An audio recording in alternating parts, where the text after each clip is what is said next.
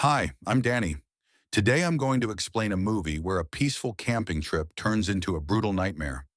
A military training mission hides a deadly secret, and a pack of savage werewolves hunts soldiers through the dark forests of Scotland. Let's dive into Dog Soldiers. In the midst of the cold forests of Scotland, a couple is camping and enjoying the tranquility of nature. The girl gives her boyfriend a massive silver dagger as a somewhat mysterious gift. At dawn, they both hear someone opening the tent. The girl is grabbed by a monstrous hand and begins to be violently shaken until she is half devoured by the creature. The young man tries to reach the silver dagger, but is quickly attacked as well.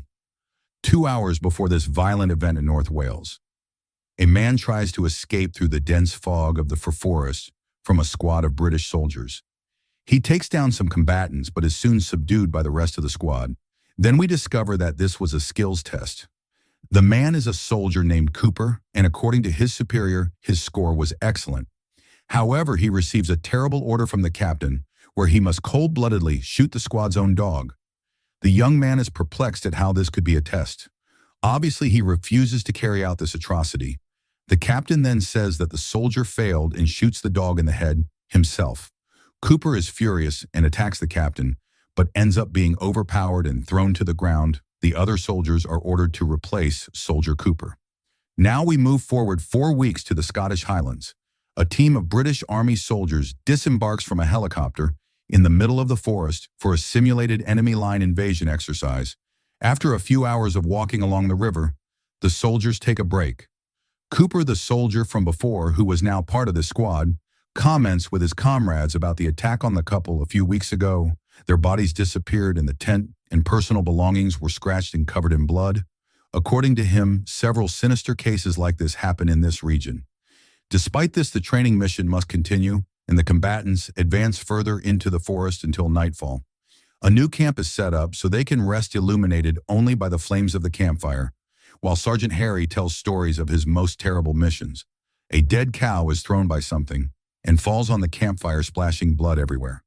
The soldiers panic, shooting at the dead animal, but soon calm down with the sergeant's orders. They assess the condition of the animal's body, and it seems the wounds are bite marks. Despite everyone's concern, the sergeant won't radio in the middle of the night because of a cow. So he decides they will take turns on guard until dawn. At dawn, the sergeant and his team follow the trail left by the thrown cow. Along the way, they continue to find blood and remains of the animal in the distance. The team spots a flare in the sky from a member who advanced to scout when they arrive. They understand why he signaled for help. There are intestines and pieces of human parts everywhere. And the most intriguing thing is that the weapons and ammunition are intact. Then the captain appears behind the crates, even more out of his mind. Ryan has huge claw marks on his chest, and despite his hatred for him, Cooper still strives to help him. Bruce tries to call for immediate air support on the radio, but can't get a signal, and to make matters worse, Ryan's team's radio is broken apparently. Ryan's Special Forces squad was there on a secret mission to take down a monster. He was observing the surroundings with his night vision binoculars, suspecting he was being followed. Suddenly, he and his squad were surprised by the creature. As it was already getting dark, they decide to set up a new camp. The sergeant says the simulation is over, and now the survival mission is real. Everyone removes the yellow tips from their weapons and loads ammunition. Ryan warns them that it won't do any good if they want to survive. They must run before the monsters catch up and tear their bodies apart. At that moment, the team hears a terrifying scream echoing through the forest. The sergeant orders them to form lines of 3 to retreat. Part of the team will cover the rear, and the rest will follow the sergeant to the pasture. Bruce returns alone and stands guard amid the sound of the wind cutting through the trees. He sees something running between the trees, tries to shoot several times, but his weapon is jammed. The ammunition is stuck in the magazine. Bruce runs in desperation as the creature is on his heels. He runs at full speed through the dense forest and ends up being pierced in the chest by a sharp tree branch like a spear, and then something finishes him off and takes him away. Sergeant Harry is investigating the area alone and realizes there is something around him. When Harry finds the scattered blood, a werewolf leaps at him. He shoots the creature multiple times and manages to hit it, but is soon struck by the claws of another monster, slashing his belly and exposing all his holes. Cooper appears at the same moment and manages to hit some werewolves. The sergeant screams in terrible pain from his wound. while the soldier does what he can to stop the immense bleeding. They run into the middle of the forest, Cooper firing his rifle in an attempt to scare off the werewolves following them. The team regroups and continues to retreat, the soldiers firing with all the weapons they have, trying to hit the werewolves, which are extremely fast and silent. The soldiers see the headlights of a vehicle approaching in the distance on the road and realize that this would be their only way to escape. One of the soldiers jumps into the middle of the road to stop the vehicle. The soldiers begin to enter the woman's car, but when she tries to start the vehicle and leave, the wheel seems to be stuck. The werewolves surround them from the outside and manage to pierce the roof, one of them thrusting its horrible arm inside, trying to tear pieces off the soldiers. The soldiers fight back with stabs to the monster's arm. The woman finally manages to start the car, and they leave the wolves behind. At least for now, the woman named Megan says there is only one farm in that valley, and the owners are her friends, so they can go there. They arrive at the location under heavy fog and no one answers the door. Cooper enters with another soldier to investigate the house, and everything seems normal. The dining table is set. The stove is on with soup being prepared. Cooper hears a strange movement behind a door, and when he opens it, a dog scares him. Fortunately, the animal, named Sam, is docile and even greets the soldier. The residents really weren't there, so everyone enters and begins to organize. Cooper takes the lead, since the sergeant is seriously injured and screaming in pain. The woman says there is no phone in the cabin and the nearest town is 4 hours away, so Cooper decides they should take the car and go there to seek help. He goes out with Spoon to the area where the car was parked, and when they light the flare, they see the vehicle completely destroyed. Werewolves are everywhere. Cooper orders Spoon to stay calm and not shoot on his signal. The two run inside the house, and due to the shots hitting the car's fuel, it is destroyed. The werewolves try to push the door, thrusting their arms through the opening, but with great difficulty, Cooper manages to close it and thrusts his gun through the small opening in the door, shooting everything outside. The dog violently pulls the sergeant's bandages. Of course, Captain Ryan would have already shot the poor dog, but Soldier Terry vomits on his head in the panic, saving the poor dog's life. Cooper needs to calm everyone down, especially the captain. He has great leadership skills and orders Terry to boil water in several pots so they have something to drink. They place wood on the windows and cabinets blocking the doors. The werewolves still surround the house, running between the trees, and even though the soldiers fire bursts of bullets, it doesn't drive them away from the perimeter. They collect any weapons that might be useful, from medieval swords to a kitchen chainsaw. With Megan's help, Cooper goes to seal the sergeant's wound. They then take him upstairs in the cabin and start applying some kind of glue to the cuts in his abdomen, which makes Harry scream in pain. Everyone is distressed. Hearing that terrible sound of suffering, the sergeant asks Cooper to knock him up by hitting his head because the pain is terrible. So the soldier hits the poor guy on the head with a punch and knocks him out so they can finish the job. Cooper is reluctant to believe the creatures are werewolves, but Megan says she has been investigating these monsters for 2 years, and before the night is over, he will believe. 2, she tells all the soldiers they are facing lycanthropes, a horde of werewolves that come out to hunt on the full moon. Cooper decides to interrogate Captain Ryan, questioning what his unit was doing in that place. And the captain is completely reluctant to say. However, it's very strange that they find him all injured and weak, and shortly before entering the house, he was running. Cooper wants to remove the bandages and see his wounds. Ryan pulls a gun on him, but Megan hits him with a splendid frying pan, and to disarm him in style. When they removed the bandages, everything was healed. In other words, there is something strange going on with the captain at that moment. All the power is cut off in the house because the werewolves destroyed the generators. According to Ryan, they can see in the dark, and this will be the soldiers. Fear, Cooper orders everyone to calm down. Megan will keep an eye on Ryan because he is certainly a threat. Spoon notices that the handle of the back door is moving, and another werewolf starts banging on the front door. They are everywhere. He locks the door again, but the windows are more vulnerable. The werewolves start breaking them and force the soldiers to fire several shots using all the firepower. They have Spoon can't reload his weapon and is holding the door as best as he can. Cooper grabs hot water from the stove and throws it in the werewolf's face. Joe advances joyfully, firing his shotgun until the werewolf forcibly rips it from him. He then throws a grenade out the window, preventing the monster from entering. To get him, Spoon tries to drag a cabinet to lock the door. When from outside to inside, he gets punched by the creature, almost being crushed by a gas cylinder. Joe is captured by the window locks and screams for Cooper to help him. That's when the Templar sword comes into action and Cooper cuts off the werewolf's hand all at once. The creatures don't give up trying to open the doors through every crack they find.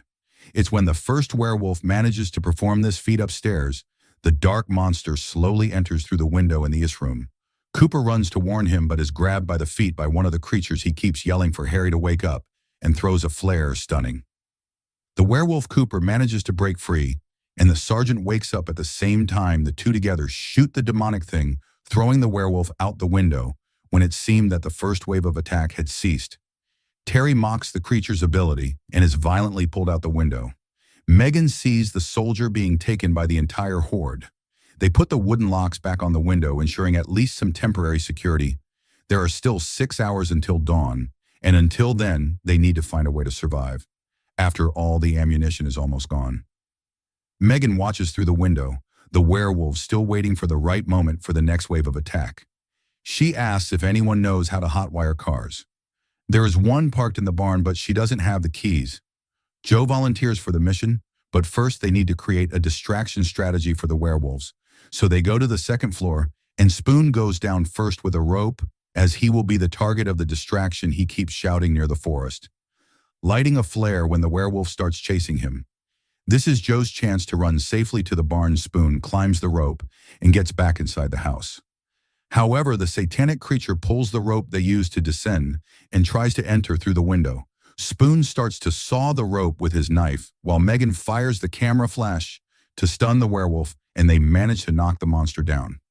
Joe finally manages to start the vehicle, but he sees the worst scene of his life. The werewolf feeding on Terry while he is still alive. The creature rips the young man's head off and throws it on the windshield. The soldier fights with the creature that tries to open the Jeep's door, ends up hitting the creature hard, and leaves it full speed, breaking the barn door. But when he stops the car, he realizes that the creature was in the back seat and goes after him with the knife. Joel ends up being destroyed by the werewolf. When the rest of the team tries to get into the vehicle, they find the werewolf wolf brutally devouring Joe. Megan fires her pistol, forcing the creature to stay outside, giving Sergeant Harry time to close the door again. Everything seems lost after all. Cooper checks the Jeep one last time, and it was all destroyed by the werewolves this time.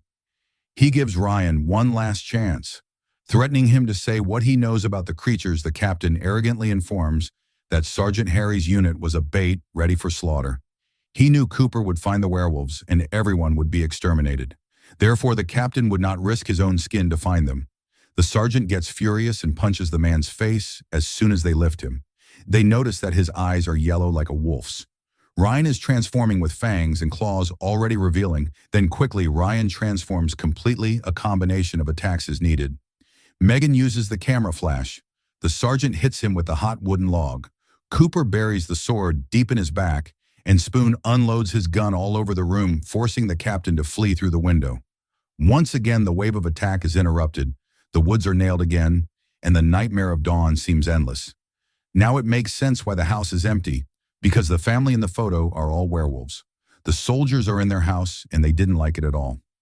Megan concludes that the behavior of the werewolves is similar to that of a pack, and they are gathered in one place with food protection and away from the cold. They deduce that if they are not inside the house, the only place left is the bee barn.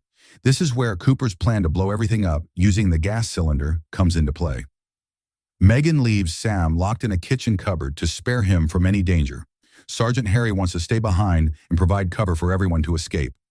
He shows his stomach to Cooper, and to his surprise, the wounds are completely healed. He already knows that, like the captain, he has been contaminated and will soon turn into a werewolf, but Cooper will not leave him alone. The two are friends and honorable fighters, and so the sergeant will at least join in this last mission. Spoon then pierces the fuel tank of the Jeep. They load the cylinder into the vehicle, and Cooper drives for a few meters and jumps out just before reaching the barn.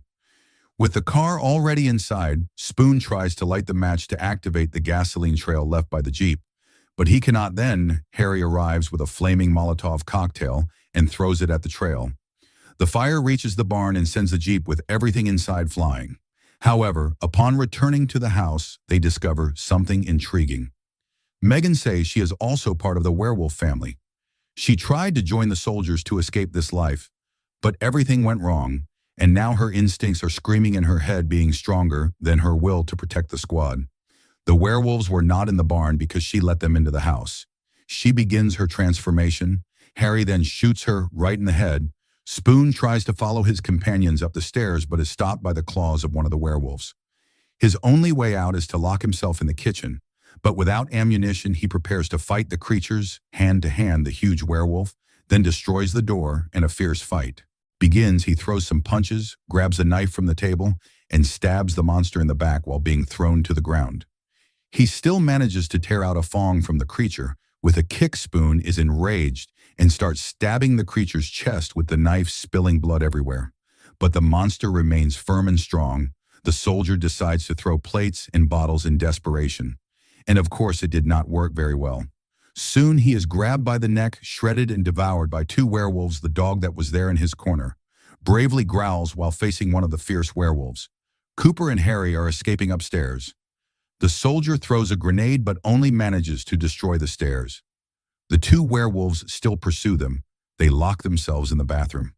The sergeant improvises a flamethrower with an aerosol and a lighter, shooting fire at the werewolf's snout. Cooper does the most insane thing possible. He drives a sink nail into the beast's head. The sergeant continues to shoot flames into the door hole, and Cooper uses his bayonet to cut a hole in the wall and escape. The two manage to cross to the other side and block the hole with some suitcases and a bookshelf. But there is also a werewolf trying to enter through the bedroom door. They decide to hide inside the closet, and upon noticing the horrible smell, they find the skeletons of the victims killed by the family. The sergeant shoots the floor and opens a space for both of them to descend to the room below. They find a secret door, but Harry will not run anymore. He says Cooper needs to survive to tell everyone it was real, and hands him the film from the camera as proof. Cooper descends with Sam, and the sergeant begins his inevitable transformation. He cuts the gas hose from the stove, and when the pack of werewolves approaches, he activates the stove lighter and blows everything up, killing all the beasts with him. Meanwhile, Cooper was in the werewolf's body stock with various items hanging around like a human refrigerator, but there was still one werewolf alive, ex-Captain Ryan, with the sword still stuck in his chest. He attacks Cooper with several punches to the face and begins to drive the sword from his chest into Cooper's mouth. Sam jumps on the werewolf and pushes the demon away from his friend Cooper. The soldier finds a silver dagger, the same one we saw with the victims at the beginning, and quickly stabs it into the monster's chest. The creature is stunned by the silver, unable to attack Cooper anymore, but he fires the final shot, putting an end to the creature by dawn soldier. Cooper and his faithful canine friend Sam were the only survivors of this terrible event. Cooper revealed to the world the terror they faced, saying a phrase that summed it all up: "Werewolves ate my platoon."